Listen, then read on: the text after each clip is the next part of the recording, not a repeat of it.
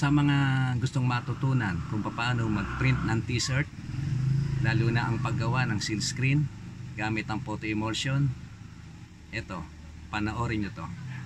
Dapat gamitin sa pagpiprint ng t-shirt, siyempre kailangan may computer kayo, dahil kailangan natin gumawa muna ng positive para sa processing. Ito po yung positive. Ayan, ipiprint yan ng black na black, kasi pagka medyo maputla ang pagkaka-print, maaaring hindi tayo makabuo dahil baka hindi mabutas. So mga gamit natin, kailangan meron na tayong frame. Ito, madali namang gumawa nito, very common na yan. Ay, kailangan natin ito, ball hammer na maliit, plies, siyempre gunting, tape, then untacker, siyempre bala, untacker, ayan. Then ano pa ba dapat natin gamitin? Siyempre ang pinaka-importante, ang seal screen. Ito, ang seal screen may kanya-kanyang mesh yan, no? Yung mesh na tinatawag ay yung laki ng butas.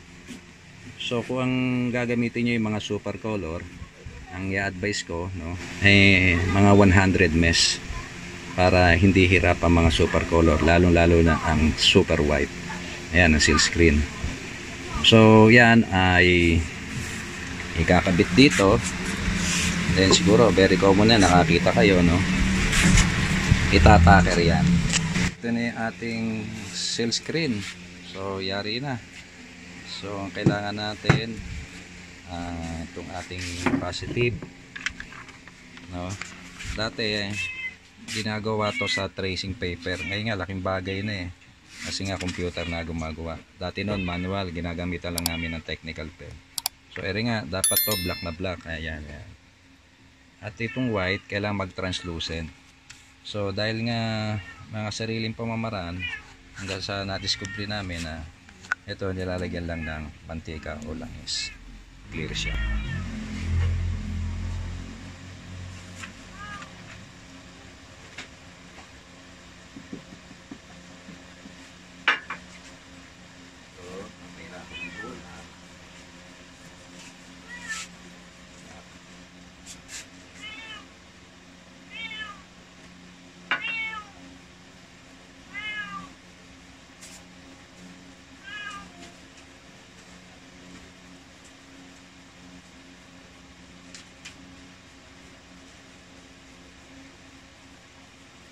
So, ayan na. Oh.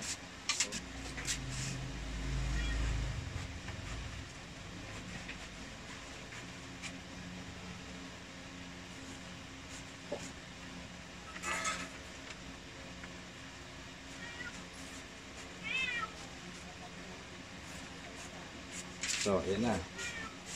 Magpipit na. Lalagay ngayon natin dito sa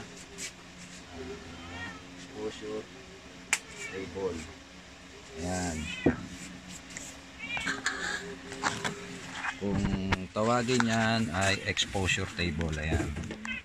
Mayroon siyang mga fluorescent lamp. Ayan. Dati yan pinaprocess namin sa araw lamang. So kung sa araw 30 seconds lang siya napaprocess na, dito 10 minutes.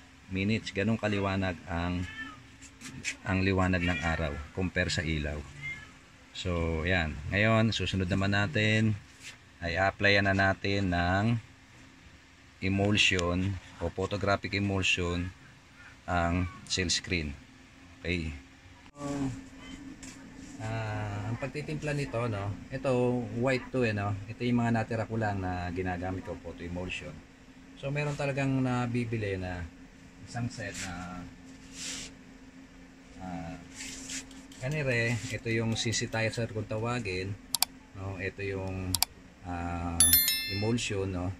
So ayan, lalagyan lang natin to ng mga ilang patak siguro. Kung nagtimpla ka ng ganito karami, siguro mga 4 ang galing mong patak, depende kung ano yung kahiyang nyo, no, sa processing. So pag nabusa kayo ng photo emulsion, may ibang pamamaraan. Alam niyo yung white glue, no? Ito katulad nito. Ayan, pwede ito ito na discover ko rin no. Basta kailangan lang meron kang ganito sensitizer. Ito importante kasi ito. So kung wala ka rin ito, basta may white glue ka, yung ginagamit sa mga pandikit natin sa styro, basta white glue. So sa pag-apply ng photo emulsion dito, kailangan nating magkaroon ito. Ito improvise lang, no? Ginawa ko lang to. Dati ginagamit lang namin dito triangle yung ganito lang, oh. Ayan, kung wala kayo, pwede rin to.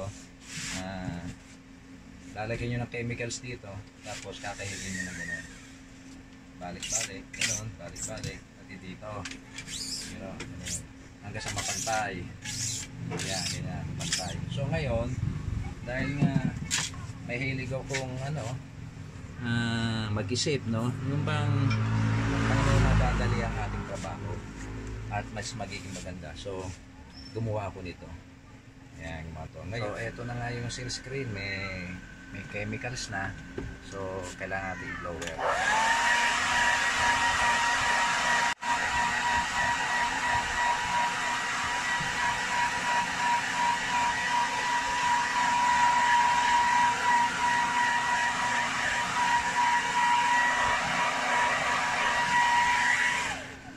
So ito tuyo na. So ilalapat na natin sa ating exposure table. Ayan na. Ipapatong na natin to dito. Sample lang naman, napakalaki ng screen para dito sa natin ipaprocess, no. So ayan, may ilaw yan, no. Una, tatakibang muna natin ito ng either kung wala kayong foam, kumot. Ayan, pwede kumot. Nasa ilalim yung yung ating positive. Ayun, nasa ilalim. So, ayan na. So, ayan. Natin ang kumot. So, ayan. Tapos, papatungan natin ng kung ano ka meron kang pandagan dyan na sakto dyan, yung kasya. Yung sa akin nawawala, hindi ko malala kung saan ko nailagay. Dictionary. So pwede naman din yan. Ayan, dictionary. So patungan pa natin ang isa. So ayan. So para makasiguro na siya'y lapat na lapat, ito may ginagamit akong dumbbell. Hello. Isasaksak na natin yan, yung ilaw. Bubuhay na natin.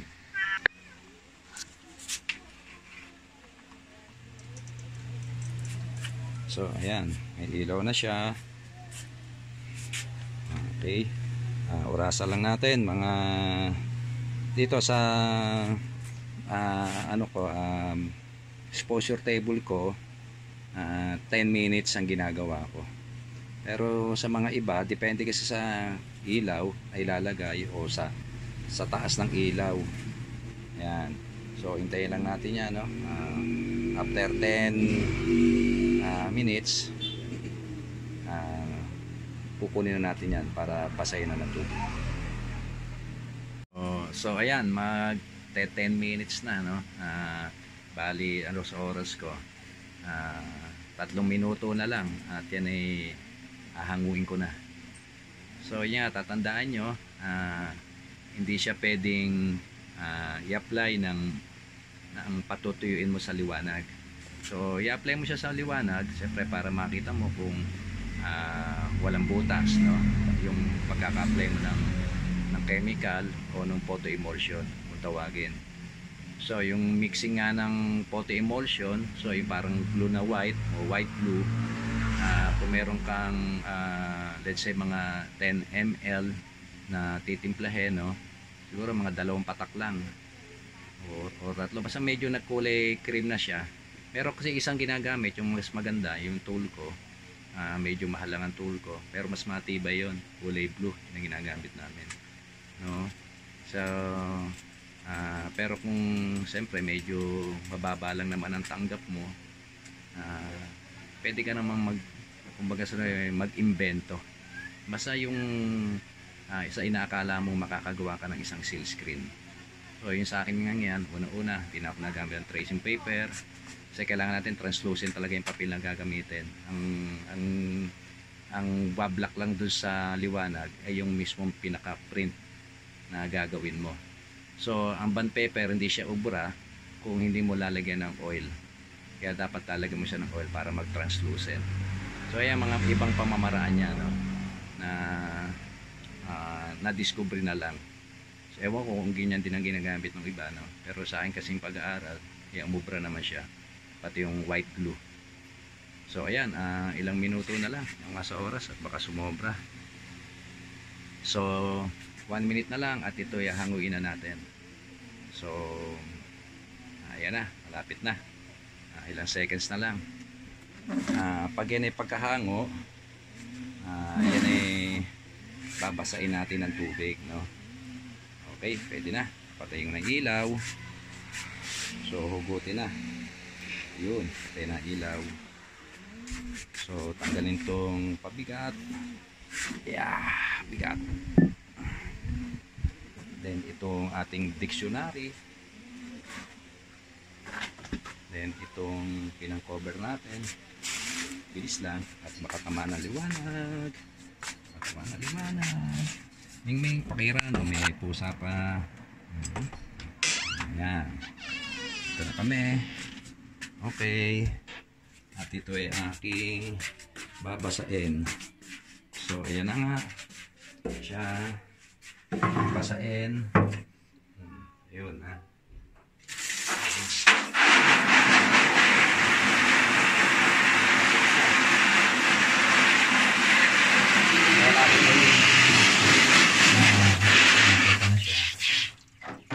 So ayan, diba, lubutang na siya. So kabilaan nating babasain. So kabilang babasain.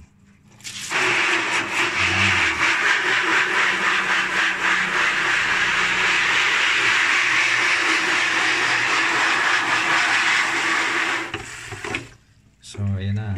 Okay. Ayan na siya.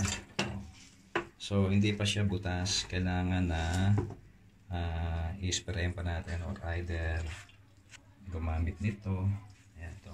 Gumamit ito or ito di pump. Ayan. Kung ano man ang meron sa'yo na basta mahalaga, matanggal mo yan yung mga white na yan. Yan yung buburahin natin. Yan yung kaninang print na hindi siya tinamaan o hindi siya lumusot. Hindi lumusot yung liwanag sa kanya. Kaya siya mabubutas. Yan. Tayo natin ng konti, no? Lalampayan mo muna lumambot. Yan. Palambatin lang na muna natin ang gusto.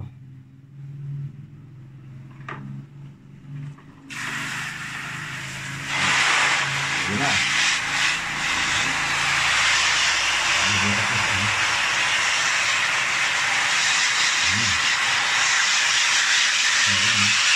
Nabubutas na siya. Napakasimple, para magic.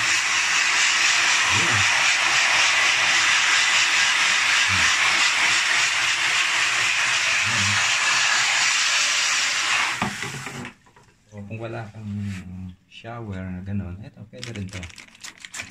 Ayan, pwede rin yan. Pwede rin yan. Ayan. Ayan. Pwede rin yan. So siyempre mas maganda kung ito ang gagamitin. The best, mabilis.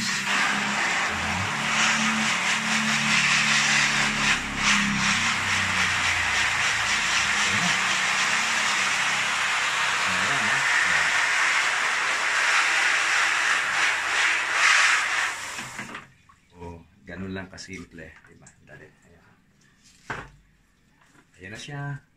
Para natin makikita. Ayun. Ayan, butas na siya, diba? Okay, diba? So, The Hustler TV. Ayan, please subscribe, ha? The Hustler TV.